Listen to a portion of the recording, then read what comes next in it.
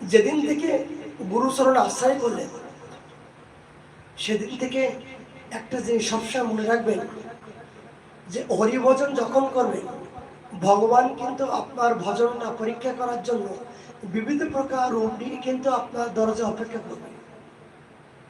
কোনো সময় কুকুরি আসতে পারে, বিড়ালি আসতে পারে, পাগলি আসতে পারে, বিভিন্ন প্রকার স্মরণী আপনাকে আসতে পারে। কিন্তু মনের ভুলে জানে কোনোদিন কাউকে দিও কিঞ্চিত, না করিও বঞ্চিত। কিঞ্চিত দিও, তাকে সমাধান করো, দূর দূর করে, যেন তাদেরকে অপমান করে দিও না। তাহলে সারা জীবন তুমি যাকে পাবার জন্য এত সাধন, এত তপস্যা, এত যজ্ঞ, এত কিছু করছো, কিন্তু তাকে কিন্তু পেয়েও তুমি হারালে। ভগবান কিন্তু এই শঙ্খ চক্র পত্র নিয়ে, ত্রিভঙ্গ মুরলী নিয়ে তোমার সামনে আসবে না। কেন?